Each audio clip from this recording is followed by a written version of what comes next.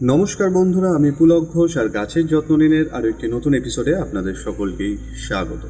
বন্ধুরা, আজকে কয়েকটি গুরুত্বপূর্ণ বিষয় নিয়ে আপনাদের সঙ্গে আলোচনা করার জন্য এই ভিডিওতে উপস্থিত হয়েছে। আপনারা প্রথম থেকে শেষ পর্যন্ত ভিডিওটি দেখুন, কারণ আমি যে এর আগের ভিডিওটি আপলোড করেছি গ্রিন নেট সম্পর্কিত, সেইটাতে আরও বেশ কিছু তথ্য আমার মনে হয়েছে যে আপনাদের সাথে শেয়ার করা দরকার। তো প্রথমত আমি বলি যে আমি যে ভিডিওটি আপলোড করেছি সেখানে আপনারা দেখেছেন যে আমি সেখানে 1.5 ইঞ্চি পাইপ ব্যবহার করেছি এবং 1/2 ইঞ্চি পাইপও ব্যবহার করেছি। তো সেক্ষেত্রে আপনারা পাইপের জায়গায় কিন্তু অ্যাঙ্গেলও ব্যবহার করতে পারেন। অ্যাঙ্গেল ব্যবহার করলে সেটা আরও স্ট্রং হবে, হয়তো একটু খরচাটা বেশি হবে। যারা পার্মানেন্টলি গ্রিন নেট করতে চাইছেন তাদের ক্ষেত্রে অ্যাঙ্গেল দিয়ে করাটা অনেকটা সুবিধাজনক এবং সেটাতে আরও বেশি স্ট্রং হবে, এটা আমি মনে করি। আর খরচা কমানোর জন্য আপনারা পাইপের জায়গায় 3 বার ব্যবহার করতে পারেন। লোহার বার যেগুলো আছে সেগুলি ব্যবহার করতে পারেন, যেগুলো গ্রিলের কাজে ব্যবহার করা হয়। সেটা আপনারা বুঝে নেবেন। আর আপনি যাকে দিয়ে করাবেন সেই এক্সপার্টের সাথে একটু অবশ্যই আলোচনা করবেন যে কীভাবে করলে আর একটু স্ট্রং হয়, খরচাটা আর একটু কমানো যায়। অবশ্যই আমাদের তো যে কোনো জিনিসই করার সঙ্গে সঙ্গে আমাদের এটা মাথায় রাখতে হয় যে কীভাবে আমরা একটু কম খরচার মধ্যে করবো। তো সেক্ষেত্রে আপনারা কিন্তু বার ব্যবহার করতে পারেন। আর আপনাদের বলি যে আমি যেহেতু পাইপ হচ্ছে 20 ফিট লেন্থ রয়েছে, সেহেতু আমি কিন্তু 20 ফিট জায়গা জুড়েই আমি আমার গ্রিন নেটটা করেছি। আপনারা কিন্তু 20 ফিটের জায়গায় 30 ফিটও করতে পারেন, কারণ আমরা যে গ্রিন নেট আমরা মার্কেট থেকে কিনি সাধারণত সেগুলি কিন্তু 3 মিটার বাই 10 মিটারের কিন্তু লেন্থ হয়ে থাকে সাধারণত। এছাড়াও কম বেশি আপনারা লেন্থ পেতেও পারেন, কোনো জায়গায় হয়তো আপনি আপনার প্রয়োজন অনুযায়ী আপনি অর্ডার দিয়েও করিয়ে নিতে পারেন যদি সেরকম কোনো জায়গার সন্ধান পান। তো যাই হোক, প্রাথমিকভাবে এটা আমি আপনাদের জানাচ্ছি যে সেটা 3 মিটার বাই 10 মিটার, অর্থাৎ 30 ফুট বাই আপনার হচ্ছে 10 ফুট। তো আমি 10 ফুট চওড়াতে রেখেছি এবং লম্বায় 20 ফিট রেখেছিলাম। আপনারা সেই জায়গায় 30 ফিট করতে পারেন যদি আপনাদের সেরকম সুযোগ সুবিধা থাকে, অথবা আপনারা যদি চওড়াও করতে চান তাহলে গ্রিন নেটটাকে সেই অনুযায়ী আপনারা চওড়াও করে নিতে পারেন। সেক্ষেত্রে পাইপ বা অ্যাঙ্গেল যেটাই ব্যবহার করবেন সেটা আপনাদের ঝালাই করে ওয়েলিং করে আপনাদের বাড়িয়ে নিতে হবে, সেভাবেই করবেন। আর আপনাদের বলি যে আমি যে গ্রিন নেটটি কিনেছি সেই গ্রিন নেটটি কিন্তু অ্যামাজন থেকেই কিনেছি। অ্যামাজন থেকে অর্ডার দিয়েছিলাম, আমার মনে হয় 500 থেকে 550 টাকার মধ্যেই দাম পড়েছিল, খুব বেশি পড়েনি। তবে এই লকডাউনের বাজারে হয়তো একটু দাম পড়তে পারে পরবর্তী সময়, সব কিছুরই একটু কম বেশি দাম হচ্ছে। তো আপনারা দেখে নিন। আর আমি যে গ্রিন নেট ব্যবহার করেছি সেক্ষেত্রে হচ্ছে কিন্তু 70% রেশিওর ব্যবহার করেছি, মানে ঘনত্ব 70%। তো আপনারা সেটা 60%, 70% বা তার থেকে যদি বেশি হয় সেরকম প্রয়োজন বুঝে আপনারা ব্যবহার করুন। আর আমি যেহেতু 10 ফুট উচ্চতা রেখেছি, সেটা আমি আমার সুবিধার্থে রেখেছি, আমার পাইপ গুলি ওয়েস্টেজ যাতে কম হয় সেই জন্যই ব্যবহার করেছি। কিন্তু আপনারা 10 ফুট না করে আপনারা 6 ফুটও হাইট করতে পারেন। সেক্ষেত্রে আপনাদের সুবিধা হবে কি যে আপনারা যখন ইচ্ছা সেটিকে খোলা এবং আবার লাগানো সেটা ব্যবস্থা করতেই পারেন।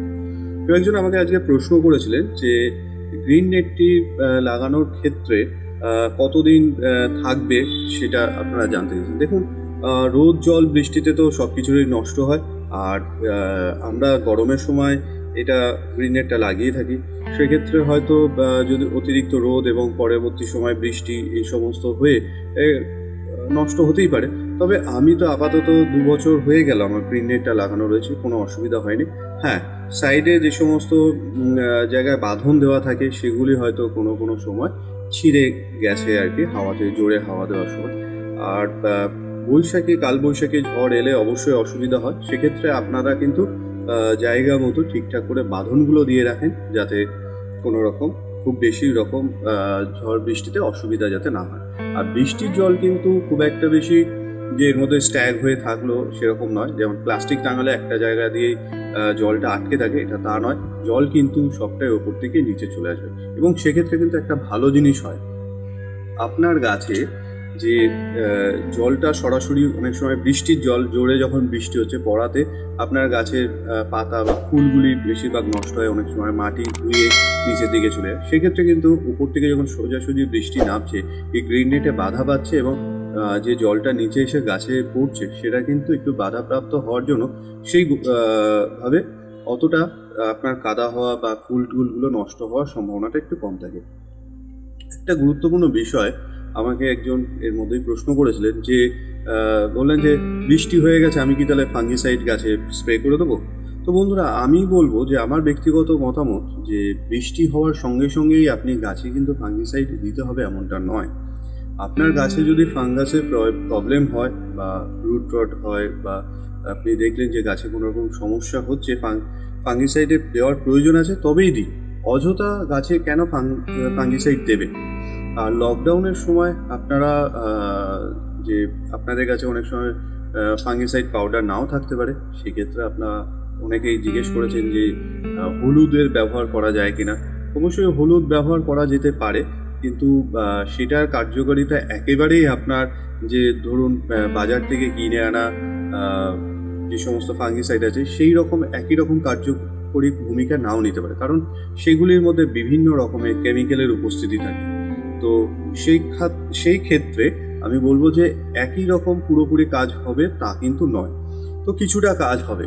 আর অবশ্যই অবশ্যই এটা আপনারা মাথায় রাখুন যে যদি মানে আপনার গাছে প্রয়োজন হয় তবেই কিন্তু আপনারা ফাঙ্গিসাইড ব্যবহার করবেন। আরেকটি বিষয় বন্ধুরা, আপনারা অনেকেই আমাকে প্রশ্ন করেন যে গাছে খোল জল বর্ষার সময় ব্যবহার করুন কিনা। তো বন্ধুরা, আমি বলবো যে ব্যক্তিগতভাবে বর্ষাকালে কিন্তু আপনি খোল ভিজিয়ে ব্যবহারটা না করলেই ভালো হয়। আর খোল দেওয়ার ক্ষেত্রে আপনারা একটু মাথায় রাখবেন, সেটা হচ্ছে মাটিটা একটু শুকনো হলে তখনই কিন্তু আমরা খোলটা ব্যবহার করব।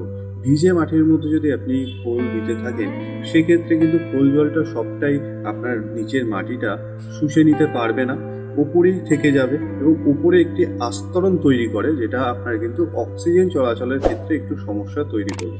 সেই জন্য আপনাকে বলবো যে এই বর্ষাকালটার দিকে বা অতিরিক্ত বৃষ্টি হচ্ছে এমন সময়টা খুব একটা বেশি খোল ভেজানো জল ব্যবহার করবেন না। সেক্ষেত্রে আপনারা এমনি গুঁড়ো খোল সেটা সরাসরি গাছের গোড়ায় ব্যবহার করতে পারেন, তবে টবের কানা ধরে অল্প পরিমাণেই ব্যবহার করুন, মাটির সাথে মিশিয়ে দিন, সেভাবে ব্যবহার করুন। বন্ধুরা, আরেকটি বিষয় আপনাদের নজর রাখা দরকার, সেটা হচ্ছে যে এই বর্ষাকালে অনেক সময় আপনারা মনে করেন যে গাছকে এই প্রথম বৃষ্টি হলো বলে সেই বৃষ্টির জলে গাছ রাখবেন না, স্টক শুদ্ধ তুলে ঘরে তুলে নিয়ে যাবেন কিনা, এটা অনেকেই প্রশ্ন করে থাকেন। তো আমি বলবো যে এই সময় বৃষ্টিটা কিন্তু আপনার গাছে লাগতে দিন, এবং বৃষ্টির জলের মধ্যে কিন্তু বিভিন্ন ধরনের অ্যাসিডিক উপাদান থাকে, যেগুলি আপনার গাছের পোকামাকড় রোগ পোকার হাত থেকে কিন্তু রক্ষা করতে সাহায্য করে। বৃষ্টির জলের ফলে আপনার গাছের আরও বেশ কয়েকটি উপকার হয়। সেটা হলো বেশ কিছু গাছে আপনারা জানেন যে অ্যাসিডিক সয়েল হলে কিন্তু খুব ভালো হয়। সেক্ষেত্রে আপনার বৃষ্টির জলের মধ্যে যে উপাদানগুলি থাকে সেইগুলি কিন্তু আপনার গাছের ক্ষেত্রে উপকার হবে। বিশেষ করে আমি যদি বলি গন্ধরাজ ফুল গাছ, বেল ফুল গাছ, এগুলো কিন্তু আপনার এই বৃষ্টির জল পেলে আরও সুন্দরভাবে দেখবেন গাছের পাতা, নতুন পাতা আসা থেকে শুরু করে সবটাই দেখবেন গাছটার বেশ আরও ফ্রেশ লাগবে। আপনি কিন্তু ভালোভাবে সাধারণভাবে উপলব্ধি করতে পারবেন। তো এই কারণে আপনাদের বলছি যে এই সময় বৃষ্টিটা অবশ্যই গাছে লাগতে দিন, কোনো অসুবিধা নেই। আর তবে একটা বিষয় আমাদের লক্ষ্য রাখতে হয়, সেটা হচ্ছে যে গাছের টবের মধ্যে জল যদি দাঁড়িয়ে থাকে সেক্ষেত্রে কিন্তু গাছের রুট নষ্ট হতে পারে। তো আমরা সেদিকটা নজর রেখে আমরা গাছের গোড়ায় যদি জল দাঁড়িয়ে থাকে টবটাকে একটু কাত করে দেবো, জলটা ফেলে দেওয়ার চেষ্টা করব, অথবা আমরা টবের নিচে যে হোলটা আছে সেখানে একটু কোনো রকমভাবে কাঠি বা কিছু দিয়ে একটু কুচিয়ে দেবো, যাতে পুকুরের জলটা অন্তত চুঁয়ে চুঁয়ে নিচ দিয়ে বেরিয়ে যায়। এগুলোই আপনারা কিন্তু একটু এই সময়টা খেয়াল রাখবেন। তো জাস্ট এই কয়েকটা পয়েন্ট আপনাদের সাথে আলোচনা করা প্রয়োজন মনে হয়েছিল আমার, এবং আপনারা কয়েকজন আমাকে প্রশ্ন করেছেন, তো সেই হিসাবেই আমি আপনাদেরকে এই ভিডিওতে সেটুকুনি বললাম। আরও কোনো বিষয় যদি আপনাদের মাথায় আসে আপনারা প্রশ্ন করুন, আমি আবার এরকম কোনো ভিডিওতে আপনাদের সেই প্রশ্নের উত্তরগুলো দেওয়ার চেষ্টা করব। তো বন্ধুরা, এখানেই ভিডিওটা শেষ করছি। ধন্যবাদ, ভালো থাকবেন। আবার নতুন এপিসোডে আপনাদের সাথে খুব শিগগিরই দেখা হচ্ছে।